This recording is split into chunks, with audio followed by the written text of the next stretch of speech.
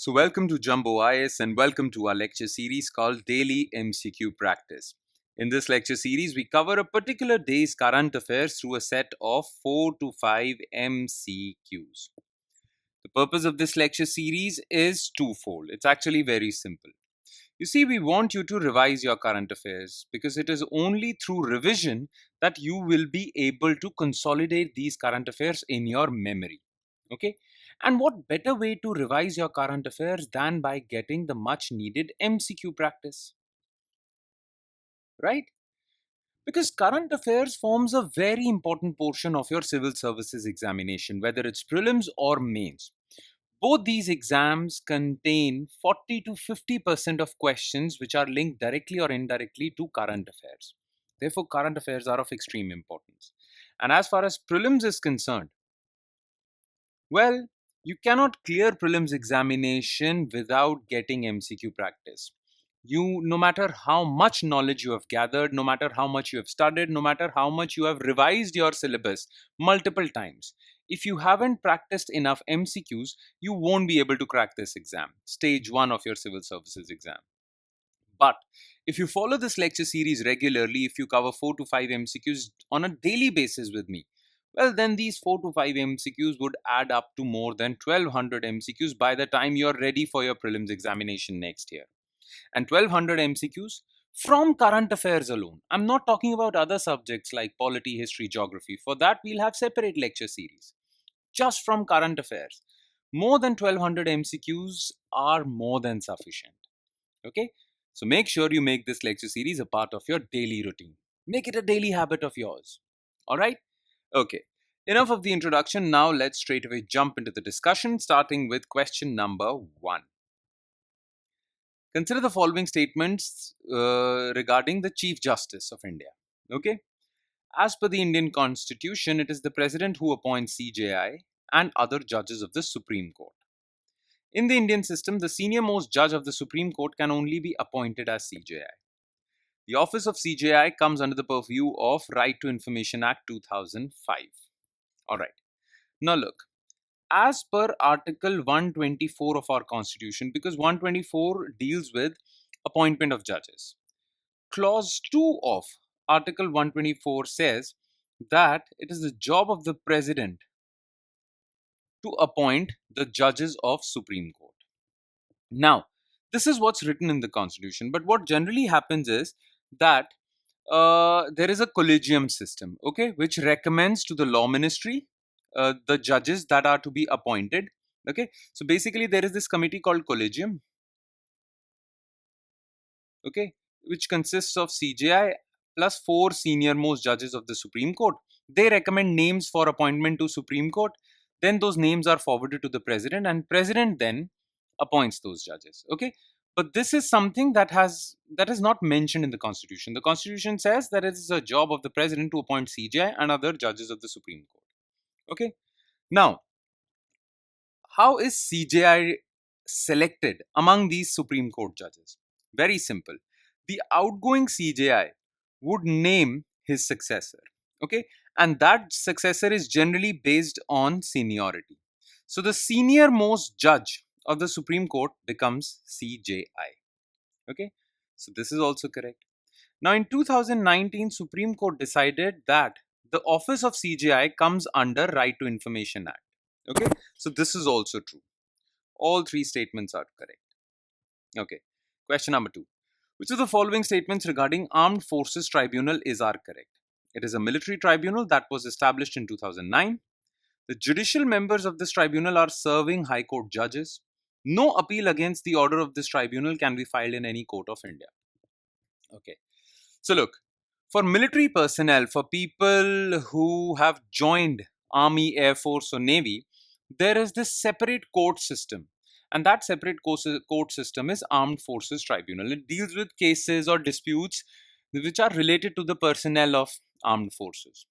Now, this Armed Forces Tribunal was established as per Armed Forces Tribunal Act of 2007 and this AFT published in 2009. So this is correct. Okay. Now, AFT consists of judicial members and administrative members. Okay. The judicial members should be retired, not serving, retired High Court judges. And administrative members can be retired officers of the Army, Air Force, or the Navy. Okay, and those retired officers should have held a rank of Major General or equivalent for 3 years. Only they can become the administrative members. Okay, so this part is false because not serving, retired. Now, Armed Forces Tribunal gives judgments. But if a person is not satisfied with the judgment, then he can appeal against the judgment of AFT in the High Court or in the Supreme Court. So this part is also false.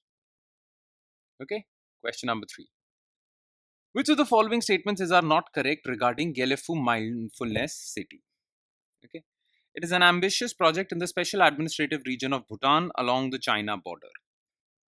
The special administrative region will have separate rules and laws than the rest of Bhutan. The aim of this project is to boost tourism and stop brain drain of Bhutanese youth. Now, look, Bhutan wants to create its own Dubai, a global city where people from all over the world can come and settle and work. Okay, and it is creating the city on the India border, along the India border. The name of the place is Gelefu, and they are creating a Gelefu mindfulness city. Okay, it will be a global city with state of the art infrastructure and entirely run on renewable energy. Okay, so yes, it is an ambitious project in the special administrative region of Bhutan along the China border. No, along the Indian border. Okay, now this special administrative region, this Gelefu region, is called special administrative region. Why? Because it will have separate rules and laws, separate from what are the laws enforced in rest of Bhutan. Okay, so this part is correct.